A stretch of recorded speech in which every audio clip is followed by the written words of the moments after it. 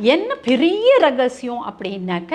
எல்லாரும் நம்ம ஆரம்பிக்கிறதை என்ன பார்க்குறோம் முருகனோட அந்த கந்தசஷ்டி கவச்சத்துலன்னா, காக்க காக்க, அடுத்தது நோக்க நோக்க, காக்க காக்க சிரி, நோக்க நோக்க சிரி, எதை யா